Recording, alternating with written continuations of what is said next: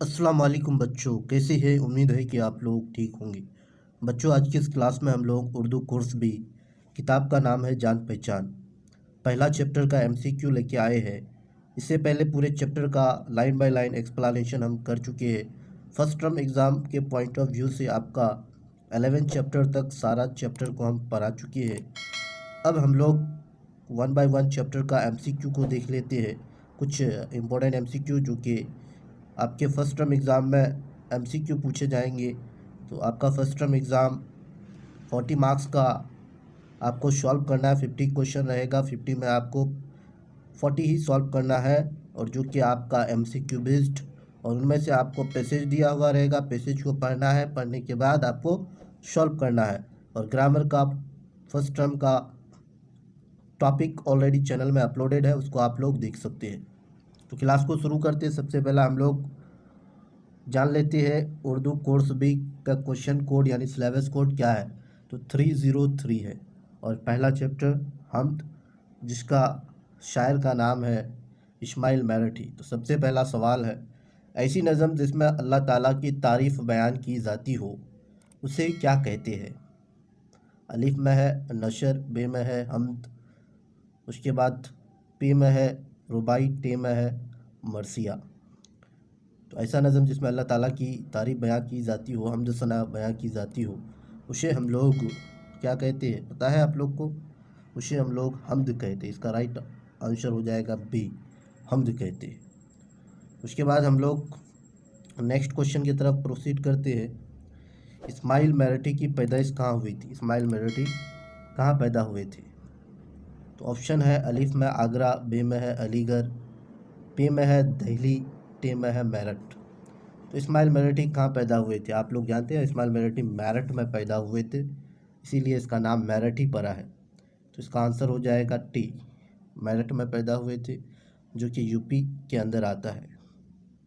उसके बाद तीसरा सवाल है, इस्माइल मेरठी कब पैदा हुए थे? इस्माइल मेरठी कब पैदा हुए थे? इस्माइल मेरठी की पैदाइश कब हुई थी? तो इसका आंसर क्या होगा, कौन सा ईयर होगा? तो इसका राइट आंसर हो जाएगा आपका 1844 में। कब? 1844 में मेरठ में पैदा हुई थी इस्माइल मेरठी। उसके बाद फोर्थ क्वेश्चन की तरफ प्रोसीड करते हैं हम लोग। फोर्थ क्वेश्चन में क्या कहना चाह रहा है? तो फोर्थ क्वेश्चन में है, इस्माइल मेरठी की वफ़ात कब हुई थी? यानी इस्माइल मेरठी कब इंतकाल हुआ था? तो इस्माइल मेरठी की इंतकाल 1935, अलिफ में है, बे में है 1917, पे में 1944, टे में है 1980। तो इसका आंसर हो जाएगा आपका बी, 1917 में इस्माइल मेरठी की इंतकाल यानी वफ़ात हुई थी। उसके बाद नज़म हमद के शायर का नाम क्या है? इस तरह का क्वेश्चन आ सकता है। तो नज़म हमद के शायर का नाम है, पहला में है अलिफ नंबर में नज़ीर अकबर आबादी, बे में है मिर्तकी मीर, पे में है इस्माइल मेरठी, टे में है कोई नहीं। तो इसका आंसर हो जाएगा इस्माइल मेरठी। उसके बाद सिक्स क्वेश्चन, बच्चों की सबसे पसंदीदा और अहम अदीब का नाम बताओ, यानी उर्दू के सबसे बड़े मशहूर बच्चों के पसंदीदा शायर का नाम क्या है? नज़ीर अकबर आबादी, अलिफ में, बी में मिर्तकी मीर, पे में इस्माइल मेरठी, या इनमें से कोई भी नहीं। तो इसका राइट आंसर हो जाएगा पी, इस्माइल मेरठी बच्चों के सबसे पसंदीदा और अहम अदीब थे। सातवां सवाल है, कारखाना के मानी क्या है? कारखाना का मीनिंग होता है आपका, इस नज़म के अकॉर्डिंग बताने वाला है। नज़म हमद में कारखाना के मानी क्या है? बेकार, दुनिया, हासिल होना, या जगह। तो इसका राइट आंसर हो जाएगा बी, कारखाना का मुराद होता है दुनिया इस नज़म में। उसके बाद आठवां सवाल है, ए खुदा तेरी जितनी भी तारीफ़ की जाए कम है। ये जुमला कौन सी नज़म से लिया गया है? ये जुमला को किस नज़म से लिया गया है? पहला है पहाड़ और गिलहरी, बी नंबर में है हमद, पे नंबर में है नेकी और बदी, टे नंबर में है खुदा के नाम खत। तो इसका आंसर हो जाएगा बे नंबर, हमद से लिया गया है। 9 क्वेश्चन में है आपका, सूरज से हमने पाई गर्मी भी रोशनी भी, ये जगह किस नज़म से लिया गया, यानी ये किस नज़म से लिया गया है ये मिसरा? सूरज से हमने पाई गर्मी भी रोशनी भी, तो ये आपका हमद से लिया गया है।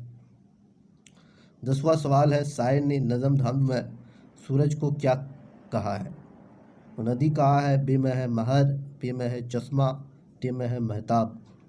तो इसका आंसर हो जाएगा चश्मा कहा है शायर ने नज़म हम में सूरज को।